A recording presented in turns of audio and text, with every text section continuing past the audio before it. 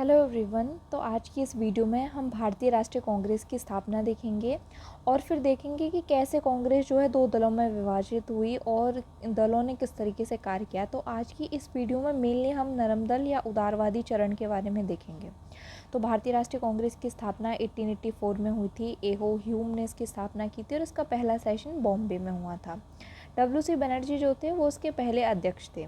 अब इसको बोलते हैं कि कांग्रेस की स्थापना एज अ सेफ्टी वॉल्व के फॉर्म में की गई थी, यानी कि जैसे कुकर में एक सेफ्टी वॉल्व होता है जो कि कुकर को फटने से ही बचाता है, उस तरीके से बताते हैं। उस समय जो वॉइसरॉय लॉर्ड डफरिन थे, जो कि 1884 से 1888 तक जिनका कार्यकाल रहा था, उन्होंने कांग्रेस को इसलिए ही बनाया था कि लोगों के में जो ब्रिटिशर्स के प्रति आक्रोश जाग रहा था, इससे पहले कोई अन्य विद्रोह हो, तो उन्होंने एक उद्गार निकालने के लिए कांग्रेस की स्थापना कर दी। अब कांग्रेस को देखें तो कांग्रेस को दो चरणों में डिवाइड किया जाता है। एक है नरम दल या उदारवादी चरण और दूसरा है गरम दल या उग्रवादी चरण। जो नरम दल है ये 1885 से और 1905 तक चलता है, यानी कि कांग्रेस बनने के बाद से 1905 तक का जो टाइम पीरियड है, उस समय नरम दल का जो है महत्व अधिक था कांग्रेस में। इसके बाद 1905 से 1909 तक नरम दल या उदारवादियों का महत्व कम हो जाता है और जो उग्रवादी हैं उनका महत्व अधिक हो जाता है। तो इस वीडियो में हम देख रहे हैं नरम दल या उदारवादियों के बारे में। तो देखो, नरम दल जो थे ये मेनली अहिंसा के पे काम करते थे कि हम लोग हिंसा नहीं करेंगे।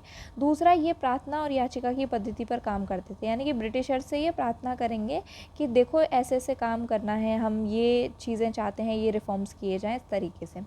इन्होंने दो टाइप की पॉलिसीज़ पर वर्क करना शुरू किया। पहली इनकी नीति थी कि ये भारतीयों को एजुकेटेड करें, जो भी भारतीय लोग हैं उनमें शिक्षा का प्रसार करें। और दूसरा था कि ये जो है ब्रिटिशर से प्रार्थना करें कि हमारे इन चीज़ों में सुधार किया जाए। तो मेनली दो नीतियाँ कौन सी हैं कि भारतीयों को शिक्षित करें और ये प्रार्थना के द्वारा सुधार करें। अब हम यहाँ पे देखते हैं कि नरमपंथियों का योगदान, नरमपंथियों ने किस तरीके से योगदान दिया था चीज़ों में।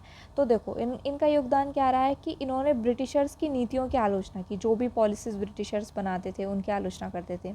भारत में इन्होंने बताया कि भारत से यदि गरीबी को दूर करना है तो दो उपाय इन्होंने बताए। पहला उपाय बताया कि जो भी आधुनिक टाइप के उद्योग हैं, मॉडर्न उद्योग हैं, उनको विकसित किया जाए और स्वदेशी वस्तु जो है, मतलब जो भारत में निर्मित है, उनकी मांग को अधिक बढ़ाया जाए, उनकी डिमांड बढ़ाई जाए और जो विदेश से आ रही हैं वस्तुएं उनका बहिष्कार किया जाए। तीसरा, इन्होंने जो है बोला कि व्यवस्थापिका में संवैधानिक सुधारों की मांग करना इन्होंने शुरू किया। इन्होंने प्रशासन में भारतीयकरण की मांग की कि एडमिनिस्ट्रेशन में भारतीयों को भी अलाउ किया जाए। इन्होंने जो विदेश नीति चल रही थी उस समय उसकी आलोचना की। नागरिक अधिकारों की सुरक्षा के बारे में कहा। इन्होंने कहा कि प्रेस को स्वतंत्रता हो, लोगों को बोलने की आज़ादी हो, संगठन बनाने की आज़ादी हो।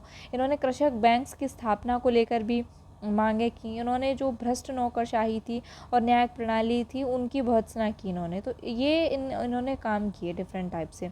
अब यदि हम देखें कि ये जो राष्ट्रीय कांग्रेस थी, तो इसमें जब कांग्रेस जस्ट बनी थी और ये जो उदारवादी चरण आया था, तो यहाँ पे जन साधारण मतलब आम जनता जो थी उनकी भूमिका कैसी थी, तो इसमें लेके देखें तो बहुत लिमिटेड भूमिका थी, क्योंकि ये लोग क्या समझते थे कि जनता जो है जनता के प्रति विश्वस्त नहीं थे। इन्हें लगता था कि जनता में डाइवर्सिटी है, डिफरेंट टाइप की जातियाँ और उपजातियाँ हैं, तो लोग जो हैं उनमें एकता की कमी है, तो एकता इम्पॉर्टेंट है उसके लिए। अब यदि इनके कार्यों का मूल्यांकन करें तो मतलब इन्होंने जो कार्य किए थे उनका आउटकम क्या रहा, तो देखो अधिकांश मांगें तो जो हैं वो इनकी स्वीकार ही नहीं करी गई थी। कुछ एक की उपलब्धियां हैं, मतलब कुछ ही बातें हैं जो इनकी स्वीकार करी गई थी। मतलब क्या उपलब्धियां रही इनकी, तो पहली बार उपलब्धि रही कि इन्होंने उस समय एक नेतृत्व प्रदान किया।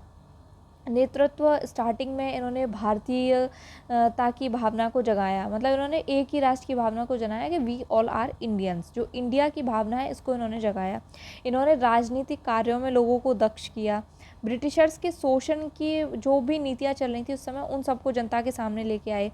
और इन्होंने इन्हीं के प्रयासों के द्वारा क्या हुआ कि विदेशों में, मेनली इंग्लैंड में जो है भारत के पक्ष को लेके लोग समर्थन करने लगे। तो ये सब इनकी उपलब्धियाँ रही हैं।